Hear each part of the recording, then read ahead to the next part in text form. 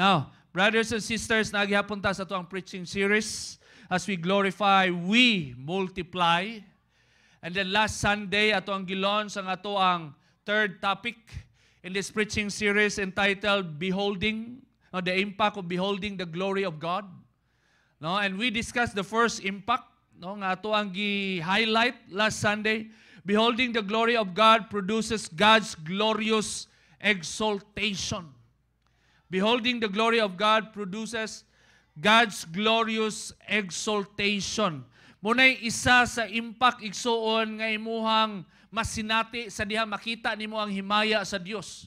Sa dihang ma-appreciate nimo unsa ka maayo ang Dios sa imong kinabuhi, naturally mo gawas sa imuha ang pagdayeg, ang pagsimba, ang pag-exalt, pag-glorify sa tuang buhi nga Dios. Tungod kay dili nimo madinay unsa ka maayo, no, unsa ka kanindot ang grasya mo nang kaganina ang kanta, grabe nimo ma-feel ang intensity. Oh Lord, you never let go. You never let go through through the calm and through the storms. No, you never let go of me. Kana lang, ma-realize nimo nga grabe. No, kung ang Christianity is just all about people making perfect decisions, wala na ta diri karon. If Christianity is all about being righteous, no, people who are righteous, so wise, no, sa ilang mga desisyon sa kinabuhi nga di jud ka masipyat or gamay lang imong sipyat mo nang nilahutay ka. Wala ta diri karon ngano man igsuon kay nakapalahutay nato ang gunit sa grasya ug gugma sa Dios. No? Ya ma-realize na nimo nga unana di ay mo din ay nakapasustinar sa imong relasyon dinha. Mo din ay nakapadayon sa imuha igsoon hantod karon nagsimba gihapon ka. Nagpadayon gihapon ka tungod kay maayo kayo ang Dios imong kinabuhi. Mo na ang himaya nga iyang gipadan-ag kanimo igsoon ug mo na hinungdan nganong di gyud makapsan. Di gyud makapsan sa pagdayeg ug nakita nato last Sunday nga ang number one nga babag nganong ang tao di mo dayeg sa Ginoo ang iyahang garbo. Garbo na lang gyud. No? Ma-expose ang garbo sa tao. Ma-expose ang arrogance sa tao. Sa makita niya ang himaya sa Dios.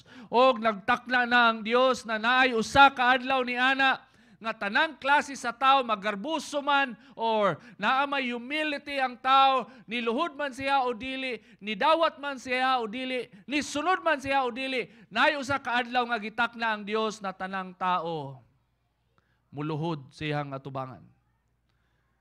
Whether you are willing or not, you have no choice. And the final day of the Lord, all of us will bow before Him. Will tremble at His glorious presence. Munang nindot kayo, samtang karon buhi pata, atuan na yun ning i-embrace, atuan na yun ning i-enjoy. No, sa dihang makita na to nga maayo kaayo ang himaya, no, og nindot kaayo ang ginabuhat sa Dios atong kinabuhi. Panahon sa kalisod, panahon sa kayahay, dahigon gid nato siya. Amen? No, i-exalt gid nato siya. Now, the second impact na ito ang i-emphasize igsoon, and that is for today, beholding the glory of God creates transformation in us from glory to glory. Beholding the glory of God creates transformation in us from glory to glory. Muna isa sa mga impact igsoon na grabe, i-enjoy sad nimo. Kanang makita nimo ang himaya sa Dios, ma-appreciate nimo yang kamaayo, tapos makita nimo nga nagapamuhat siya sa imong kinabuhi. Ang pulong sa Ginoo, grabe kaayo ang impact sa imong kinabuhi. Pag ma-appreciate nimo na igsoon, ma-appreciate nimo nga ang Dios nagauban di ay kanimo igsoon, mo create na siya og kabag-uhan sa imuhang kinabuhi. Ug kana nga kabag-uhan igsoon magsugod na siya sa himaya ug mopadayon na siya, mahuman na siya sa himaya. In other words, ang usa ka tawo nga kaya bag-uhon sa pulong sa Dios, mao nay pagdan-ag sa himaya sa Dios imong kinabuhi. Nahinumduman ba nimo ang pinakauna nga dan-ag sa himaya sa Dios imong kinabuhi? The first revelation of God's glory in your life. No? Sa dihang na nag-evangelize sa inyo o nakay giapilan nga seminar, Encountering God retreat, or na kay nabasahan nga pulong sa Dios, or ni-attend ka, ni simba ka, tapos naigo yung ka sa pulong sa Dios. And then mo hinungdan nga nakahinulsul ka. Mo hinungdan nga nakarealize ka sa mga butang sa kinabuhi nga wa gyud mo na appreciate, wa gyud mo na realize, pero usa ka adlaw ni ana nay gitak na ang Ginoo nga once madungog nimo ang iyang pulong igsuon, didto nimo makita ang himaya sa Dios. And when that time nga muniabot sa mga kinabuhi, naghatag siya dako nga kabag-uhan igsuon. That is the revelation of the glory of God. The first revelation of God's glory in your life. Pero wa pa nahuman ang Dios. Ina makatapad, wa pa nahuman ang Dios. Wa pa nahuman igsuon. Sugod pa lang na. No? O kana ba yung first revelation of God's glory? No, sa tuang kinabuhi igsuon, grabe kay sa heart pumping, on fire, makadasi, grabe, halos di ka katulog. Daghan kay ka gusto buhaton for the Lord. Kulbaan ka kay lahi nga kinabuhi ang imong ginasulod, pero at the same time malipayon ka. Pero di pa na mao, igsoon, sugod pa lang na. Kaya ang goal, igsoon, transformation from glory to glory. Sikat na dyan guys, glory ba? Ito si Glory Antay na rin. No, askan sikatan ni gini mga pangalan nga nay pangalan nga glory. No? Grabe kayo igsoon. Transformation from glory to glory. So mao na siya ato ang tanawon igsoon, no? Nga perspective sa dihang ma-encounter nimo ang himaya sa Dios, ang kamaayo sa Dios, ang tanang milagro nga gibuhat sa Dios, ang mga pagpamuhat sa Dios sa imong kinabuhi. Bisan pa man nga dili maayo imong paminaw or pinaka-perpekto nga paminaw nga naa ka, ang himaya sa Dios. Igsoon. Pag once ma-appreciate nimo na, once makita nimo na, expect you will be changed from glory to glory. No? So the question, what do we need for us to see the glory of God? Usa to ang kailangan para makita nato ang himaya sa Dios. Importante man eh. No, kaya ang usa ka tawo nga buta sa himaya sa Dios, wala gyud himaya ang kinabuhi ug wala gyud kabag-uhan mahitabo siyang kinabuhi. No? Wala gyud kabag-uhan. No? Kaya ang logic o ang kamatuoran igsuon, the more nimo makita ang danag sa himaya sa Dios, the more nimo ma-appreciate nga nagapamuhat di ang Dios imong kinabuhi, the more ka bag-uhon sa Dios. So ang kabag-uhan sa tao naa sa iyahang pagkakita sa himaya sa Dios. So importante ang makakita sa himaya. So what do we need for us to see the glory of God? Very simple answer. Si Jesus ang nitubag ani. John chapter 11 verse 40. Unsay gingon ni Jesus? No? Ang story behind ani, ningon si Jesus kay Martha, I am the resurrection and the life. I am the resurrection and the life. And then he agree si Martha, yes Lord, you are the resurrection and the life. I know na katong mutuo sa imo mabuhi. So ni-affirm si Martha kaya sa giingon ni Jesus. So niingon si Jesus, sige, asa man ninyo gilubong. Kaya abi man nasabot na ni Jesus si Martha ba. I am the resurrection and the life. Niingon po si Martha, Lord, kung naaunta ka diri, wa unta namatay akong igsuon nga si Lazarus. Kung naala unta ka diri, Lord, wala unta siya na dayunan. Moto ningon si Jesus, I am the resurrection and the life. So ni-agree si Martha. So ningon si Jesus, asa man niyo gilubong? So nadad tuloy. Wa siya nag-expect, wa siya nagdahom ba nga, naday plano si Jesus. No, kakaiba. So dahil naabot na sa lubnganan, ningon si Jesus kay Martha, ningon siya, okay, abrihin na. Kaingon ko siya, Lord, baho naman na. No? Baho naman, nai-amoy Lord, pag imong paabrihan na. So, ni-agree si Martha, pero wag yun niya sukod, wa niya gisukod, unsay pasabot ni Kristo, no? Nga resurrection and the life. Whoever believes in Him will never die. No? Sa diyan ninyo si Jesus nga abrihi ang lubnganan, ni-react si Martha kay baho na daw. So mo na itubag ni Jesus, did I not tell you that if you believe, you will see the glory of God? No? Giremind ni Jesus si Martha, did I not tell you that if you believe, you will see the glory of God? And so, walay mabuhat si Martha. Nituo na lang siya kay mo, maingon. Kusganon, magkais Jesus. No. So, nituo na lang yun sila. Giabrihan ng lubnganan. Siguro, one point, pag-abri, wa may niingon dato nga. And, nanimaho. Wala man po nanimaho dato, may giingon nga nanimaho. So, wala pa lang, no? Ang mga bakterya ni cooperate na. No? Wa pa lang gideklara, wa pa lang gitawag ni Kristo nga, Lazarus, come out! Ang mga bakterya naghinay nagpanghipos. May manghipos na ta kay sila ba nakapadag pabaho sa patay nga lawas. Oh. So wala lagi baho pag abri pa lang. No, limpyo lagi ang dalan. No? So gipakita ni Kristo ang iyang himaya sa iyang gibanhaw si Lazarus. Ang key dito nga gusto ipasabot ni Kristo sa tanang tao nga nakawitness sa milagro, that your faith will enable you to see the glory of God. There is no other way. No, kung gusto ka makita sa himaya sa Diyos, kinahanglan ka mo tuo sa Diyos.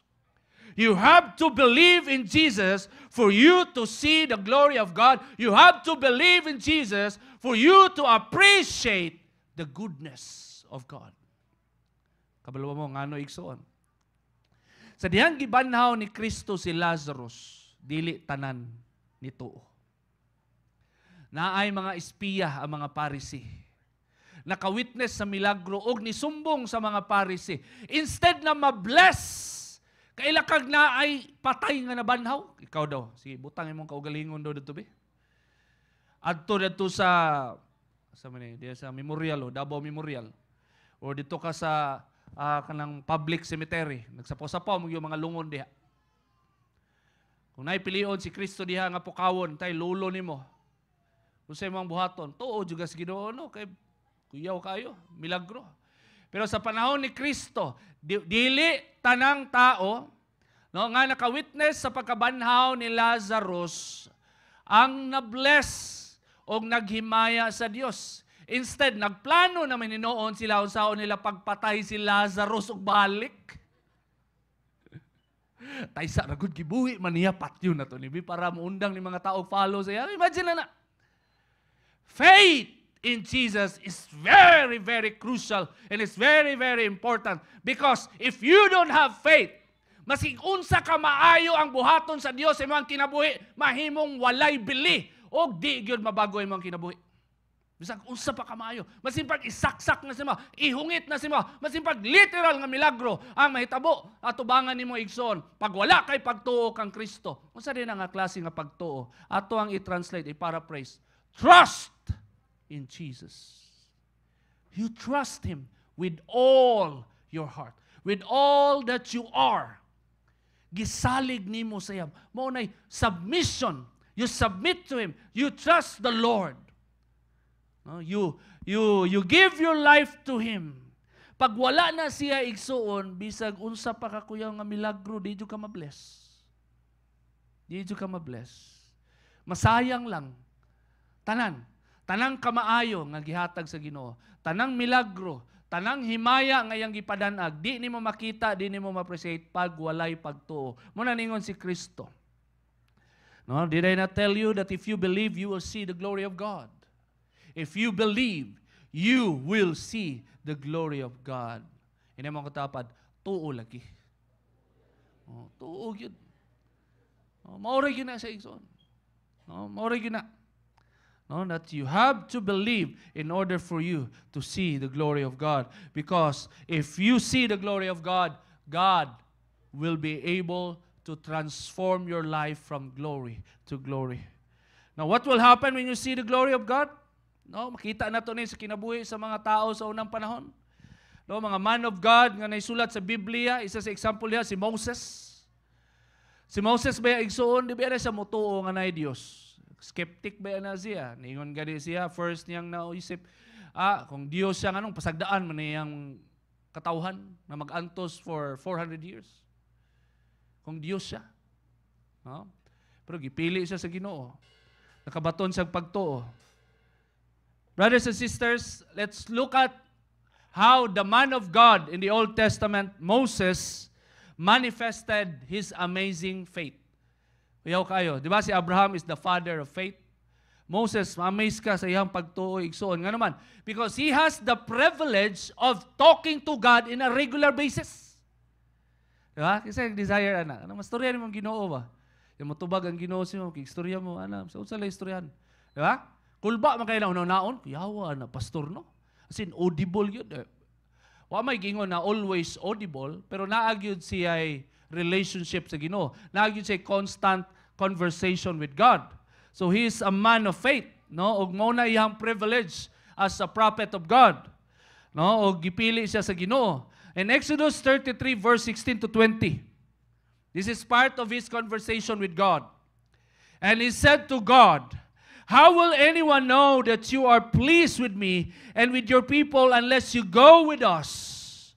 What else will distinguish me and your people from all the other people on the face of the earth?" Ningon si Moses, nga unsa may ilhanan nga nalipay ka sa akoa o nalipay ka sa katawhan sa Israel, no? sa imuhang katawhan nga pinasahi sa ubang tao sa tibuok kalibutan. Now, and the Lord said to Moses, mo na reply sa Ginoo, "I will do the very thing you have asked." Mo na nakalahi. Makita ka nga lahi ka sa tanan tungod kay unsay mo ang pangayoon akong ihatag. Di ba? Wa ba yan ay kalahian sa mga born again igsoon? Unsay nakalahian sa mga born again ug dili born again? Kaya mga born again, pag manarbaho ka or naa ka sa school, estudyante ka, pag nakay pangayoon sa Ginoo, nakay testimony nga gitubag sa Ginoo imong pagampo. Tapos pag madungog na si mga classmate, ma-shock sila, ha? Yawa na, no? No, ma-amaze sila. Kauban mo sa trabaho, pag makadungog sila sa mga testimony, nga nakay giampo, nga gitubag sa Ginoo, ug makaingon sila sa imo, nga lahi lagi kabay. No? Pinasahi lagi na imuhang ginaingon ay dili common. Kay common man gud sa mga tao nga magsigi og ampo, wa joy answered prayer. Munang makapoy na lang ampo, og di na lang gyud mo ampo, og di na lang gyud mo simba kay wala may answer. Wala may katubagan ang mga pag-ampo. Og mo ni giingon no sa Ginoo kay Moses, no, "I will do the very thing you have asked." Mo nay makapalahi sa imo sa uban. "Because I am pleased with you and I know you by name." Doon kay nalipay siya sa kinabuhi ni Moses. Ngano nalipay man ang Ginoo? Kay ni obey man si Moses. Nituman man siya. Gimanifest man niya iyang pagsalig sa Ginoo. Literal nga pagsalig. Ano naman? Kay ningon gani siya nga, "Lord, nga baya ako, Lord? Di ba ako hawd muwali? Di ko kabalo mo storya yun." Mo man ay girason niya. Nasuko na yung Ginoo, "Kinsa may nagpahimong amang sa mga amang? O nagpastorya sa mga amang, kinsa may nagmugna." Naana na. Wa man gyud siya kasabot kay di ang una-una ni Moses di man gyud siya kabalo muwali. Di man siya kabalo mo storya. Giingnan na lang siya sa Ginoo nga, "Ay kabalaka imong igsoon nga si Aaron padulong na. Siya ang muwali para nimo." Pero taod-taod nakawali gihapon si Moses. Naka-speak gihapon siya. No? So karon kaniyang na-amaze ko igsoon. No? Kay nangutana si Moses, unsay kalahian sa iyaha o sa katawhan sa Dios compared sa ubang tao. Ang tubag, "I will do the very thing you have asked." Tumanon ako ang imuhang gipangayo. And verse 18, na-amaze ko kay ang first gipangayo ni Moses, "Show me your glory." Dili gali nga, imo aming madaugon permi, Lord, dili mahutdan ang bugas, Lord, ang mga pagkaon, Lord, ang kay diserto bayaan mo ang giadto, Lord. So dapat waji hunong ang providence, ha? Tapos ang mga tsinelas, Lord, di mga hilis. Kay wala ba yung shop dito, wala na tindahan sa mga sapatos. Imagine na. Tapos ang mga sinina, dili mo tubuan, or mo tubo og apil ang mga sinina sa mga bata, kay wala may sinina baligya dito sa diserto. Lord, yan ay tubig permi, Lord, sa gilid. Masa may kapuyon, makainom mig tubig. No, di na mo ang concern ni Moses. "Show me your glory." Kuyaw kayo igsoon, na-amaze ko ani. Ang gusto niya first niya nga tubagon sa Ginoo nga mo'y makapalahi niya sa ubang tao nga makita niya ang danag sa himaya sa Dios. Grabe. So say tubag sa Ginoo siya in verse 19. And the Lord said, "I will cause all my goodness to pass in front of you." That's the manifestation of God's glory. Kaya nangayo man si Moses, gusto niya, "Lord, show me your glory." So mo na katubagan, makita niyang himaya. No, God said, I will cause all my goodness to pass in front of you. Tanang kamaayo nga naa ang Dios mulabay at tubangan ni Moses. In other words, tanang kamaayo nga naa ang Dios makita o ma-appreciate na ni Moses. Tanan, ma-witness na niya. And then, next, and I will proclaim my name, the Lord, in your presence. Ipadaygan, iproclaim sa Ginoo ang iyang pangalan kay Moses. And you know what? Sa kinabuhi ni Moses, upat ka pangalan ang gi-reveal sa Dios sa iya. Upat ka pangalan. Nga pangalan sa Dios. Nga maoy grabe nato madungog o ginagamit. Sikat nga mga pangalan. Number 1 is Yahweh. Why? H-W-H. Yahweh. Next is Elohim. El Shaddai. Adonai. Upat ka major names sa tuang buhi nga Dios ang iyang gipadayag ug maoy nakapahimo kay Moses nga lahi sa uban, no, katawan sa Israel. Kay naay literal nga pangalan ug gamhanan kayo ang pasabot sa pangalan. El Shaddai, Almighty God.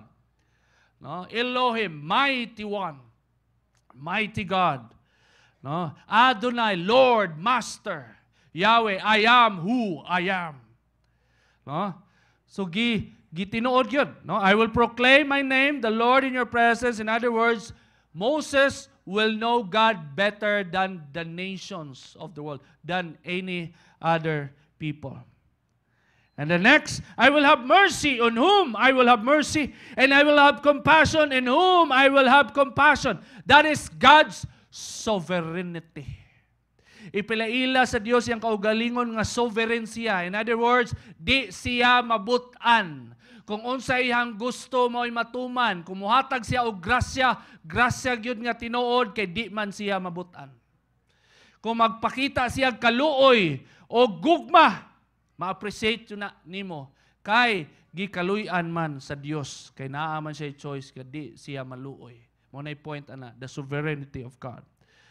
So in verse 20, but he said, mo lang yun yung extent nga dili pwede mulahos nga makita si Moses sa himaya sa Dios. You cannot see my face, for no one may see me and live. Mora yun na.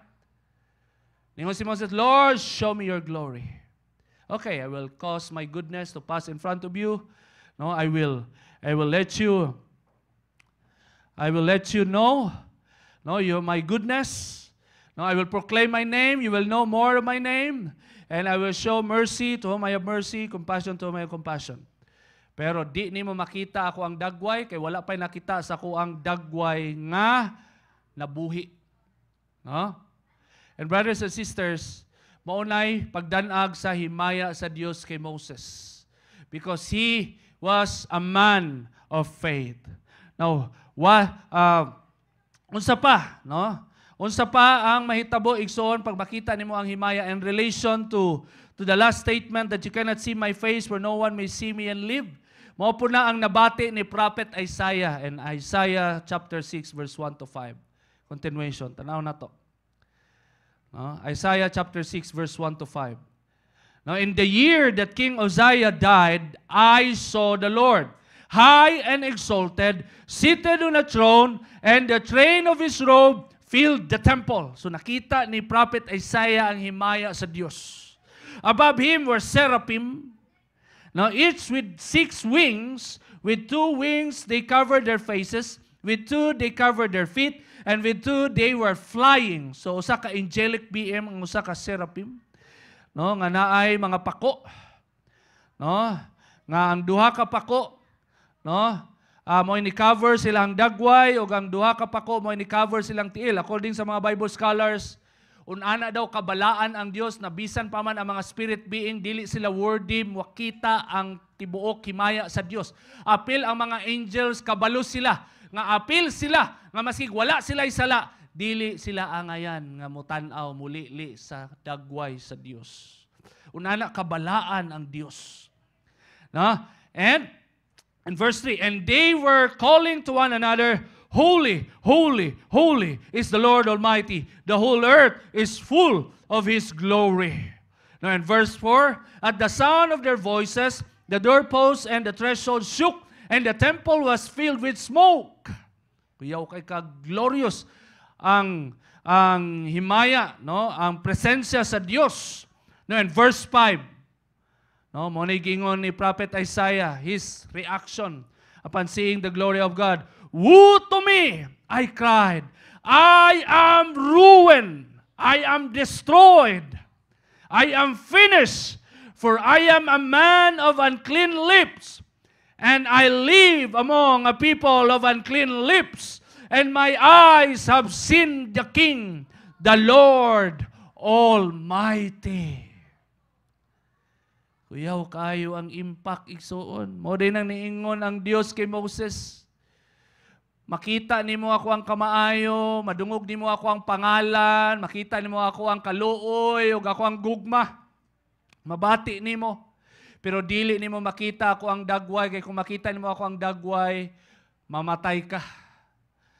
Mao daigson nganong ang usa ka tawo mamatay, kay ang tao imperfect, makasasala, and according to Romans 3:23, for all have sinned and fall short of the glory of God. We cannot really embrace the totality of God's glory. No? Kay kung ipugos na, mahitabo na, dili ka mo survive sa presensya sa Dios.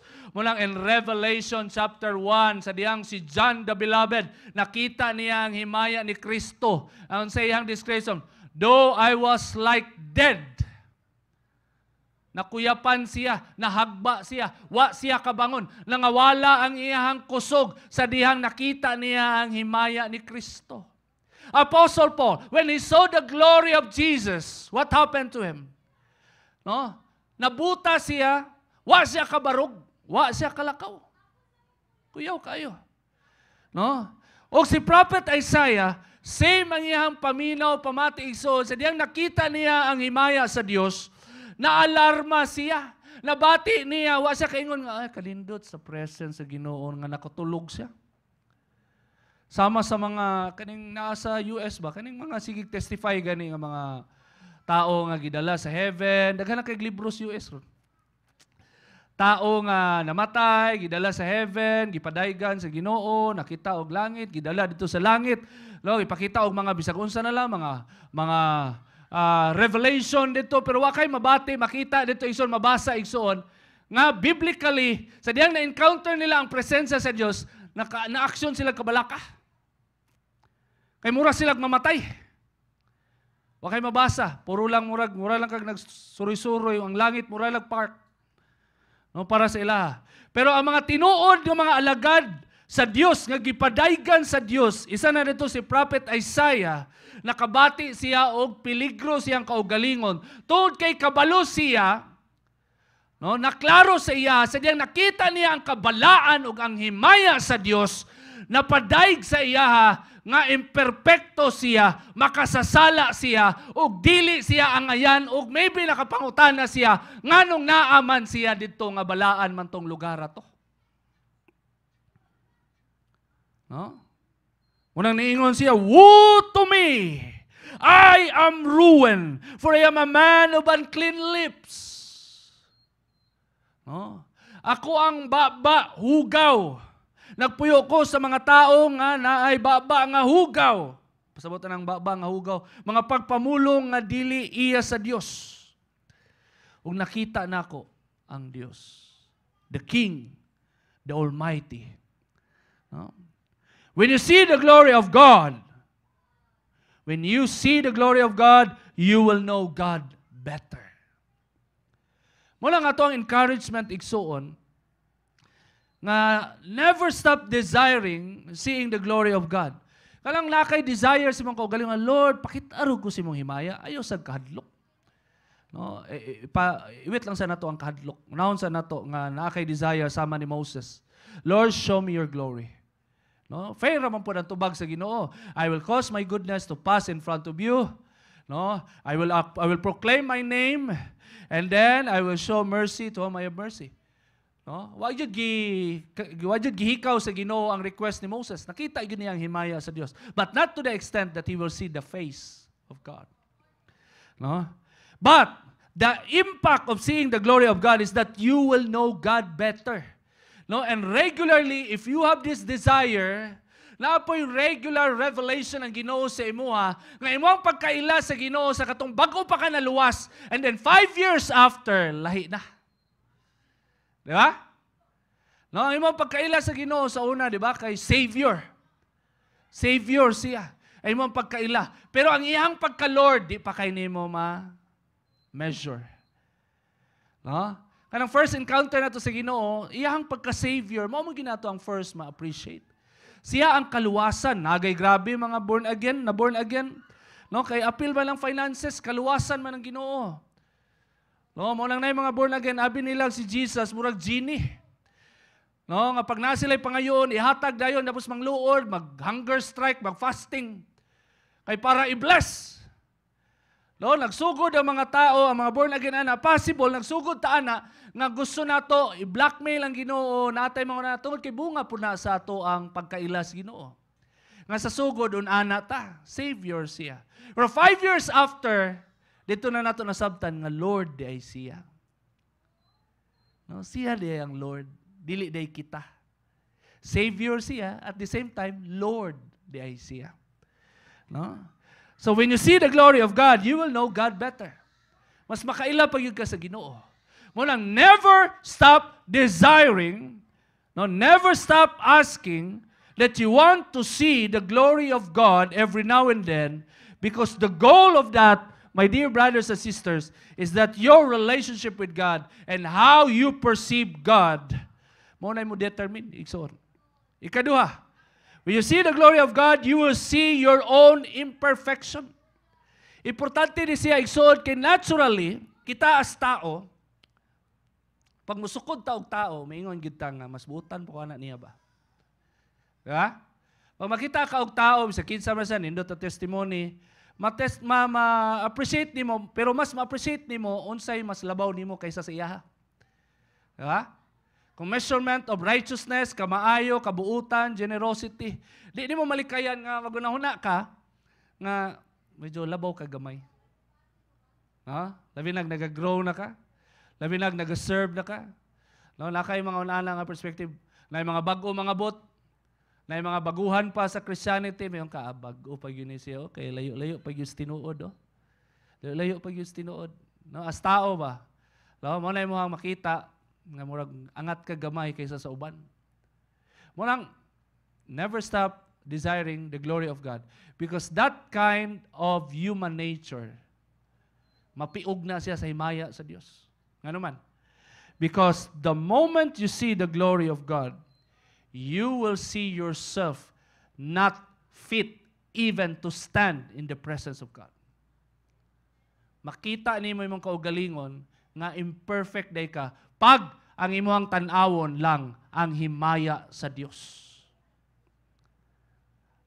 Ma-enjoy nimo ang presence sa Dios. Makita nimo ang kabalaan sa Dios. Diha nimo makita igsoon ang imuhang imperfection. No? Unang natural lang kayo na nga paminaw na kanang pag makasala ka, grabe mo nimo mabati nga imperfect ka, guilty ka, maulaw ka mo simba. Kaya ang pagsimba, pagdanag man na sa himaya sa Dios. And it takes humility for you to really humble down and accept and admit that you have sinned and you need God's forgiveness. Pero brothers and sisters, when you see the glory of God, nindot kayo ni siya nga benefit nga ang usa ka tao mawala tanan ang iyang tan-aw sa iyang kaugalingon nga maayong tao siya, balaan siya ug angayan siya. Kaysa dihang mo atubang ka sa usa ka balaan perpekto nga Dios. Siya ragi perpekto anang adlaw. Wala na lain. Amen? Ang Dios ra. No? Siya lang ang perpekto. Siya lang ang balaan pag moatubang ka sa iyaha. Mo na nabati ni Isaiah the prophet. Propeta na ni sila. Mga tinahod ni sila sa katawhan sa Israel. Kung mayong kagkabalaan, kuyaw ni siya, grabe kabalaan, musulob lag sako. No, halos tanan mo wala ligo-ligo sa kabalaan. Nala mga balaan sa una, si John the Baptist musulob lag sako. Sa grabe kabalaan, di mo inom og wine, unsay ginainom niya. No, dugos. Tapos unsay ginakaon niya, mga apan-apan. No, grabe. Unay balaan, pastor. Grabe yun. Walay laing life, walay laing kinabuhi. Wa nagminyo, wa naguyab-uyab, wa na eskwela. Nangalagad lang yun sa Ginoo, mga sininab.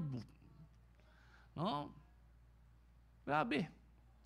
Pero brothers and sisters, pag moatubang ka sa Diyos, you will see your own imperfections. And you will see your great need of a holy God.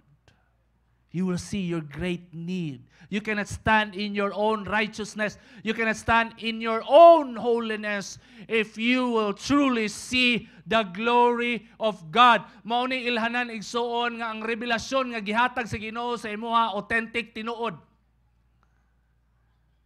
No? Nga ang ending dili ka mahimong hambugiro kay naa may mga na-encounter. Naka-experience daw sila divine revelation na has ka mahambugiruha, why pastor, why simbahan.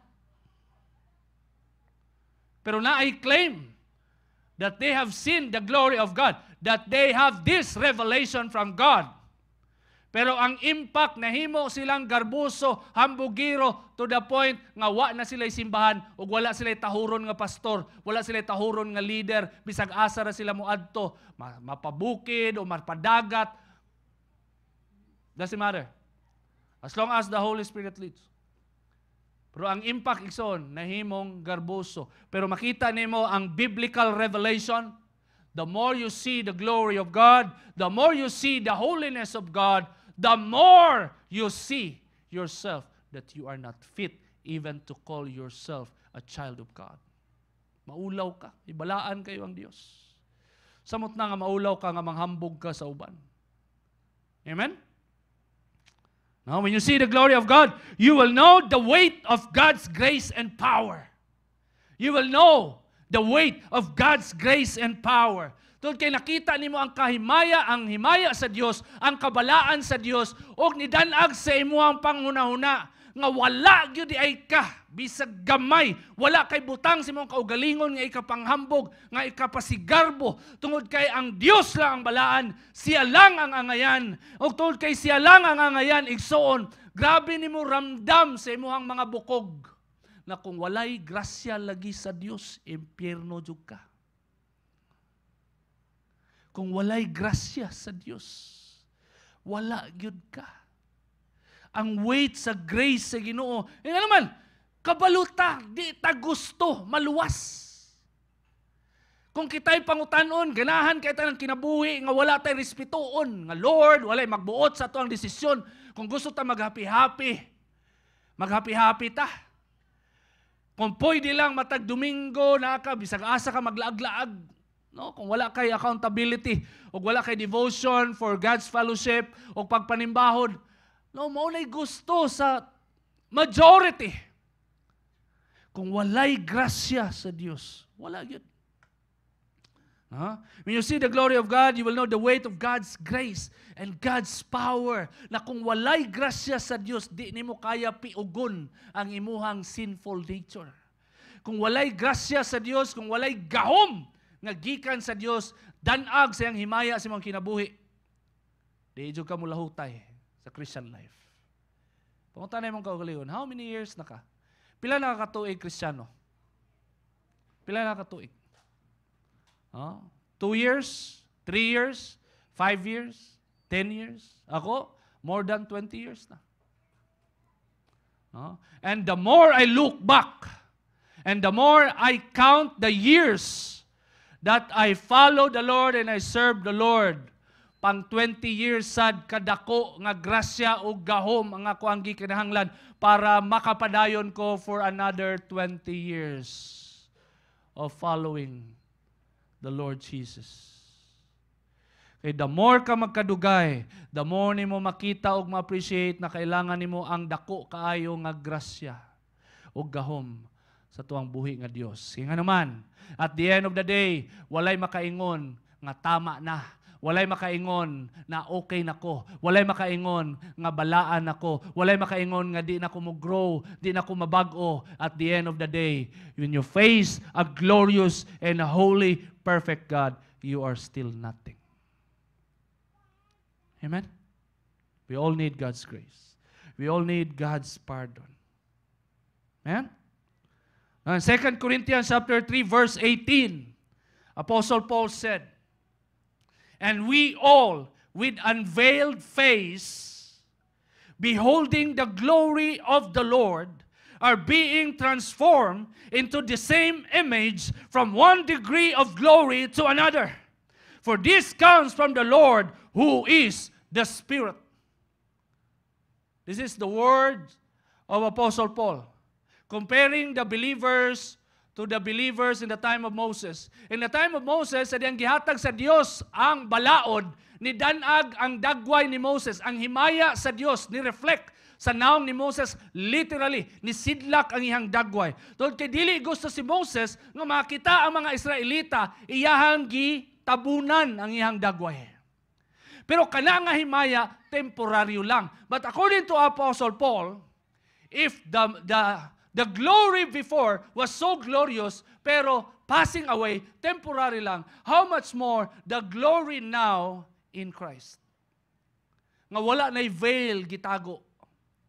Wala na'y veil. Ang mga Israelita, pagbasahon ang balaod ni Moses, na ay veil nga nag-cover silahang understanding, mo nang di nila makita nga naa si Kristo dito. Hantod karon, when they read the Torah, na ay veil nga nakatabon. And the veil, in order to be lifted, they have to believe in Jesus. They have to believe.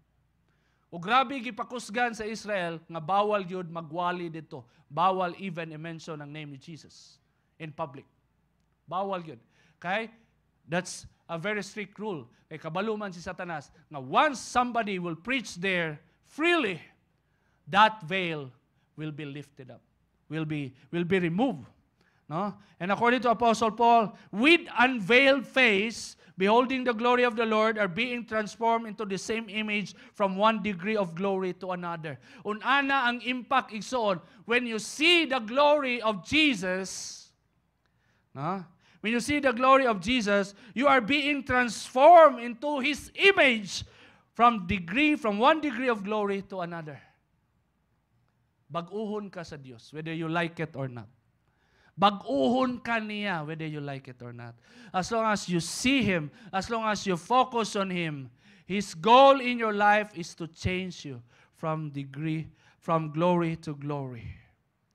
In Romans chapter 8, verse 29, for those God foreknew, He also predestined to be conformed to the image of His Son, that He might be the firstborn among many brothers and sisters. Muna yung nakanindot sa tuwang buhi nga Diyos igsoon. Usahay kita para sa tuwa, tama na. Murag, Lord, tama na, Lord. Buutan na kay ko. Oh, nailingon ako mga friends, Lord. Isamot pagigog kabuutan sa dihang na born again ko.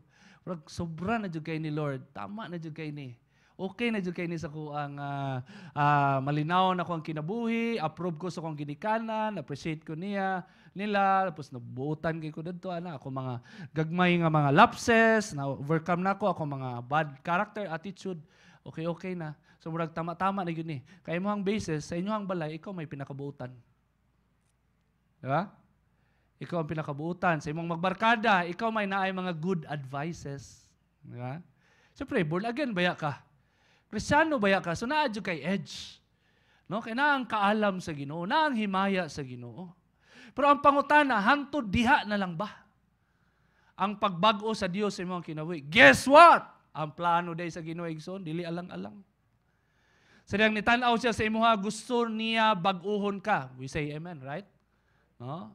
Nga gusto ta baguhon sa Ginoo. Pero dili na to sukod, hangtod asa ang goal sa Ginoo. And the greatest project of God for your life is that you will become like Jesus. That your image will conform to the glory of His Son, Jesus Christ. That is His highest goal. That is His greatest work in your life.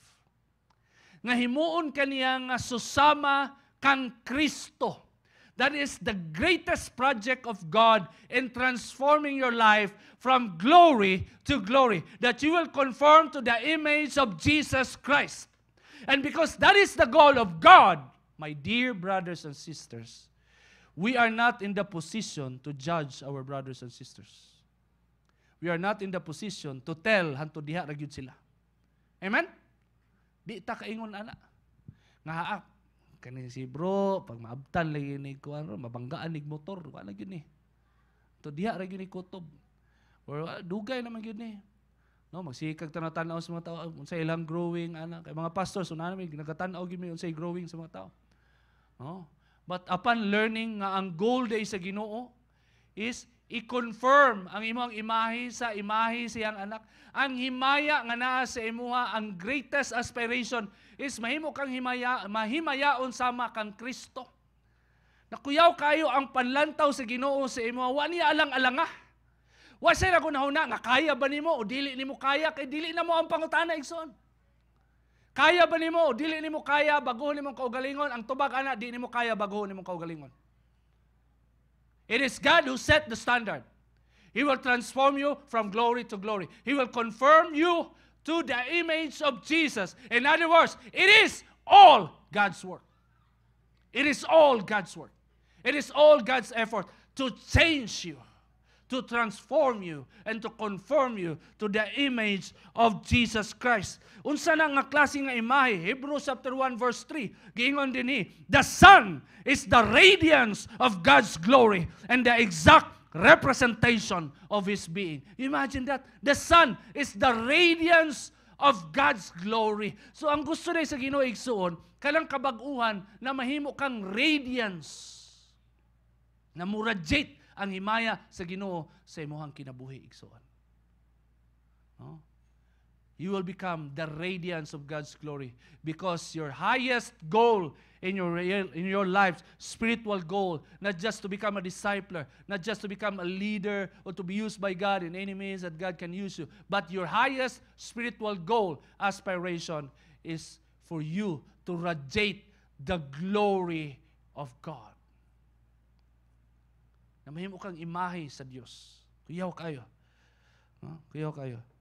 Thoughts to ponder. The revelation of God's glory will bring a lifetime impact to those who truly believe.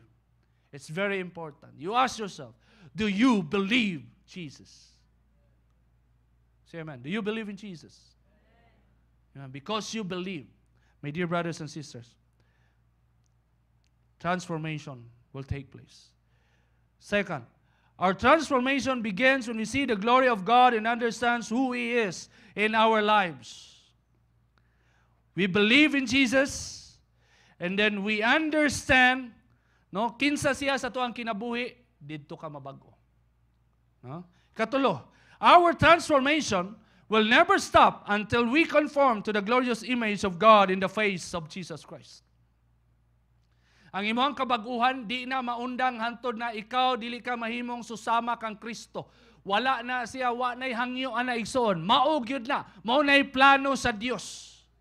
Wa pa lang kakaila sa iyaha, mao na ang naa siyang hunahuna. That He will save you, He will justify you, He will cleanse you, He will accept you, He will equip you in everything, and He will change you, and He will transform you and conform you to the image of His Son. That you will walk, talk, and act like Jesus in every circumstances. Amen? Monay goal. And brothers and sisters, tungod kay naghisgot man taog transformation from glory to glory, I just want to tell you honestly, dili sayon ang mabago. Dili hayahay sa paminaw kanang ginabag-o ka. Amen? Karelita na, no? Katong mga boys diri nga bag ulang minyo, sige agad. Naabay lifestyle nimo nga kailangan ka mo adjust. Mga pamaraan na to sa una nga basketball dito, laag dito, ligog sapa, why makialam. Pero karon si Mrs. mura nagsikyo. Diya lang comfort ha. No? Kaingon jud ka nga murag, grabe. Pero kailangan nimo magbago. For the sake sa imong pamilya, for the sake for the love of your life, naa kay mga changes nga kailangan buhaton. Ang kabaguhan dili sayon. Amen? Ang baguhon ka, kabalo ka nga naay tawo nga gusto ka baguhon, musamot kalisod imong paminaw. Kanang nakay kauban nga wala siya lain goal, baguhon ka. Grabe, pwede di magpakita. No? Samot na sa pagpanimbahon, di ba? Na kay discipler, simba ka, na mga tao, kani mga tawanan, gusto jud ko mabag-on yung mga gusto nila bag-uhon jud ko, murag di kay kaganahan mo simba kay Brad, no, nag-give up na nimo, Brad. No? No, permi ka kumustahon, kung ana, di kaganahan na. Lain jud kay nas paminaw. Kanang process of transformation, wala jud makaingon nga ganahan sila ana. Even sa physical transformation, nga gusto ka magkaroog muscle, wag yun nakaingon nga nagka-muscle sila, nga wa sila nahago, o nakaingon sila nga di na jud siguro kumupadayon. No, maski mag-jogging lang, kapuyon, manggani ka. Pero gusto kang kabaguhan. Diba? So ang point igsoon, if the goal of God is to transform you from glory to glory, o kana nga himaya nga mahimo ka o masusama ka kang Kristo, dili na siya sayon o dili na siya tawhanon, kay ang Dios lang ang makabuhat ni ana. Kailangan naggahom gikan sa Dios. Dili siya sayon. So unsay point igsoon? I just want to encourage you with the last verse, Romans 8:18. Romans 8:18. Yet what we suffer now. Unsa man imong ginasuffer karon? Mga kalisod sa imong kinabuhi, mga kabaguhan nga murag nag-adjust pa jud ka. Na kay mga gusto i-change sa imong life, suffering man na sa igsoon. No, na kay giset nga goal, na kay mga gusto bag-ohon, na kay mga spiritual goals nga 5 years ago antud karon wa gyapon natuman. No? Na ay mga ginaingon sa imuha, imong mga kuya, ate, expectations sa imong pamilya, mga disciples, nga naghatag kanimo og kabug-aton. Suffering, nidungag sa imuhang kalisod. My encouragement from the Word of God, yet what we suffer now is nothing compared to the glory He will reveal to us later. What is the point? Samtang buhi pa ka, nagyoy suffering. And every transformation, naagyo'y suffering. Pero temporary lang. Pero kabalo ba kayo igsoon? At the end of all those suffering, di nimo ma-imagine unsa ka grabe ang himaya nga nagulat ka natong tanan. Unsa lang nga himaya? Kalang himaya nga ang life, wala na tendency nga makasala. Perfect na ang tanan. Di na ka magsakit. Di na ka muhilak. Wala na'y kaguol, kalipay na lang, makauban mo si Kristo, perfecto na ang tanang butang, wala na'y brokenness, wala na'y emptiness, kana tanan igsuon, mauna ang himaya nga nagulat kanatong tanan. Amen? And it's worth it to endure all those kind of suffering. Worth to remember. To experience the powerful and transformative impact of the glory of God, you must choose to believe. Since you believe, expect that He will do everything in His power to change and conform you to the glorious image of Jesus Christ. Let us all stand.